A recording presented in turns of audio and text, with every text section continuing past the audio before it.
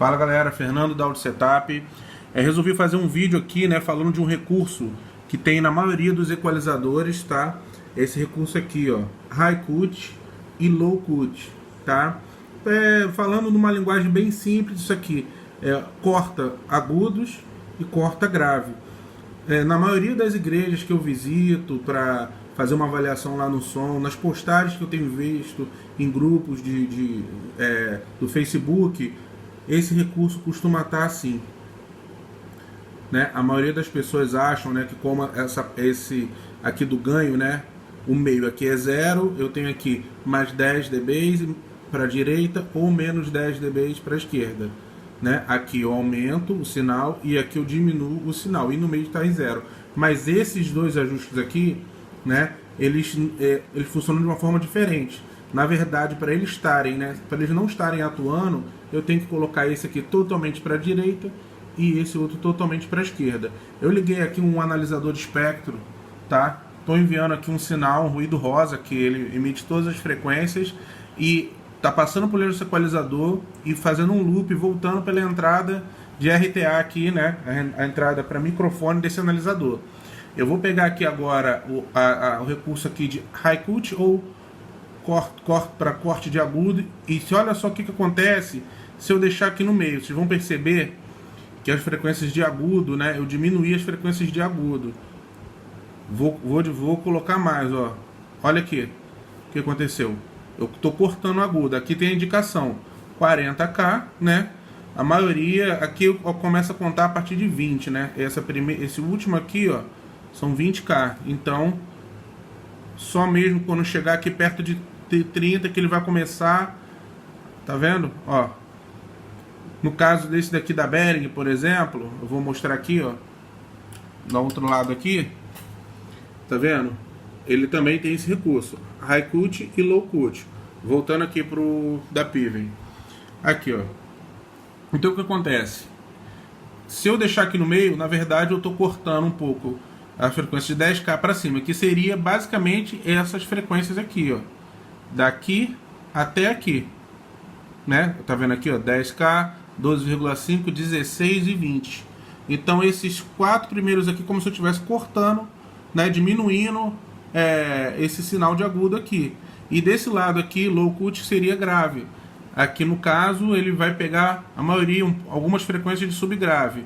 Se eu deixar aqui no meio, olha aqui no analisador como ficou, né? Vou liberar o agudo, vou trabalhando, olha aqui, ó. Eu vou jogar mais para sentido horário para vocês verem aqui, ó. Olha aqui está dizendo que cortou até 250, né? Ele dá um corte atenuando, ele não corta assim necessariamente todas as frequências de 250 para cá, ele dá uma atenuada aqui, ó. Tá vendo aqui, ó? Deu uma curva aqui, tá? Então aqui, ó, de 250 eu cortei. Então, se vocês quiserem, não quiserem cortar agudo e grave, você tem que deixar o High Cut totalmente para a direita e Low Cut totalmente para a esquerda. Aqui eles não vão estar atuando. Se eu colocar no meio, eu vou estar cortando subgrave e vou estar cortando agudo, tá? O Behringer é a mesma coisa, só que o Behringer aqui, ele nas frequências de Low Cut da Behringer, o meio é 75 Hz, que seria um pouco mais aqui, né? Mais ou menos isso. Outro detalhe aqui, né, importante é o seguinte, isso aqui também, ó, range, né? Esse range aqui, tá? Vou falar numa linguagem bem tranquila, bem simples, porque o objetivo desse vídeo realmente é para as pessoas que estão iniciando. Eu vou aqui, ó, aumentar aqui, né, esses três primeiros faders aqui de agudo. Aí vocês vão olhar aqui no analisador, olha quanto que aumentou, porque ele está com range aqui em 6 dB. Quer dizer o que? Se eu colocar até o final aqui, eu vou estar aumentando até 6 decibéis. Agora, se eu soltar aqui, olha como aumentou bastante aqui. Quer dizer que esse daqui ele vai ter a capacidade de dobrar a minha atuação. Eu vou de 0 até 12, ou de 0 até 6 para um ajuste mais fino, ou se for algo mais, digamos assim, agressivo, eu vou de 0 até 12. Esse botão aqui que dobra a capacidade de aumentar ou diminuir desses faders. Um exemplo, eu vou colocar para baixo aqui, né? Tu viu que caiu legal aqui a 12 decibéis das frequências, né? Se eu soltar aqui, tá vendo? Agora ele foi até 6 decibéis, né? vocês vão reparar que eu abaixei aqui reto, mas aqui vai dar tipo uma curva, né? Porque na verdade, quando eu pego aqui, se eu pegar um só, eu acabo arrastando, né, frequências que estão nos lados também, ó. Eu não arrasto especificamente, eu não trabalho especificamente com essa frequência, né? Esse analisador aqui, ele é o que eu costumo utilizar nos projetos que eu faço para fazer um alinhamento do som, que é muito importante. Alinhar tanto PA, retorno, caixas de side. Se vocês tiverem caixa em cima da galeria, caixa embaixo da galeria, cada um desses níveis é uma realidade. É sempre importante estar fazendo um alinhamento. Então, o equalizador, né, tem alguns técnicos que dizem que consegue fazer de ouvido, mas tem frequências aqui que o ouvido humano nem vai conseguir captar. Então, o ideal é você trabalhar chamando um profissional que tem uma ferramenta como essa para estar fazendo isso daí. Um outro detalhe que eu já vi também em algumas igrejas, se você for reparar aqui, esse equalizador tem um bypass. Se eu apertar esse botão, qualquer coisa que eu mexer aqui não vai atuar. O sinal vai direto. No da Behringer, eu vou mostrar aqui para vocês, aqui lá no outro lado aqui, tem um botão também, que no caso, em vez desse botão ser o bypass, esse botão que liga e desliga os recursos do equalizador. Se eu soltasse esse botão que não estiver pressionado em out, né, as mesas da Behringer também tem esse tipo de botão. Então, se esse botão, compressores também, a maioria dos periféricos dos aparelhos da Behringer que tivesse botão, quer dizer, in out, tá vendo? Se ele estiver solto, o recurso não vai estar atuando, nem o de aumentar e diminuir o sinal. Então, se isso aqui estiver solto, se o botão não tiver também, já fui em locais que tinha equalizador, o equalizador estava com uma série de ajustes, mas esse botão aqui estava solto, então o sinal estava passando direto, não estava tendo nenhuma alteração.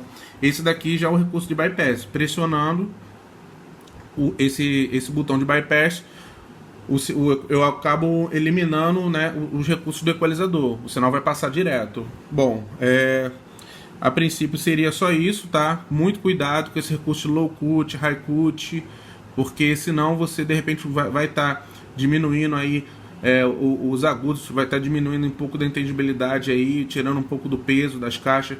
Em alguns casos, caixas de retorno, né, que tem um alto-falante de 12, alto-falante de 10, são alto-falantes que não falam frequências muito baixas, é um recurso interessante para você trabalhar, porque aí o ideal é você ver na especificação da caixa a resposta de frequência dela, porque se a caixa só falar até 40 Hz, então você vai trabalhar, o ideal é trabalhar até com um pouco menos, para não forçar muito, né?